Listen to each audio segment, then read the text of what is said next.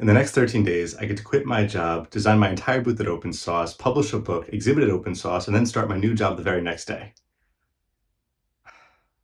We need to design that booth. This all started with my application to Open Source, which kind of looks like something I would draw on a diner kids menu when I was about 5 years old.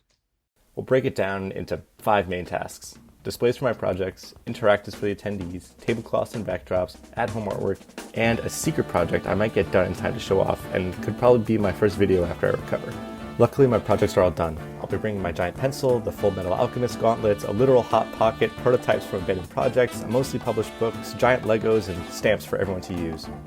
Making the displays for the projects was pretty easy, just simple forms to hold them all when they're not being handled by attendees. I also used some leftover foam from the Gauntlets projects to clean up the pencil mount. That way the paint on the pencil wouldn't get scratched after picking it up and putting it down 1,000 times during Open Source. We're a couple days in and we're 20% of the way there. Moving to interactives, I wanted a clear demo of the pencil so people could try it out themselves. I ordered a large roll of paper online so fans could come by, unroll, doodle, and tear it off to keep. I also printed spares of the mechanism and slapped them in this giant pencil tip with a few windows cut out. That way I could explain what's going on as people use the pencil. 2 tasks out of 5. Done. Tablecloths and backdrops were pretty easy. I wanted to yell, "I'm a maker," so I just went to Home Depot and picked up a couple blue tarps. In hindsight, my booth might be looking like an IKEA bag, but hey, at least it'll get me some attention. To fill the sea of blue plastic behind me, I also wanted to hang up some art. I got these 2 for $5 at the thrift since they had some pretty significant paint damage and gave them some spray painted charm to stand out. I printed stencils and taped and spray painted until my fingers changed colors. With my next project, I realized I had to push it off until after Open Source. There's just too much going on.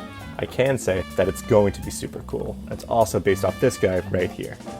Overall, I'm really happy with how it all turned out. My booth looked kind of like a junk drawer, but then again, that's how my workshop's organized.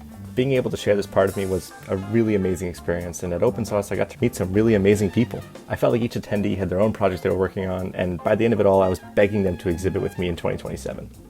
Going the previous 3 years was life-changing, but being an exhibitor was a whole different ballgame. I was able to inspire thousands of people to create projects they found passion in, and also explain to them why I was passionate about my own. I just want to say thank you to every single person that builds an environment that celebrates creation. In high school, I got to do Science Olympiad and First Robotics, and now as an adult, I'm participating in Maker Faire and Open Source. We need to continue fostering these sorts of environments now more than ever. With everything that's going on with media and the way we present videos online, we need to remind people that they could actually make things and not just see people making them on TV.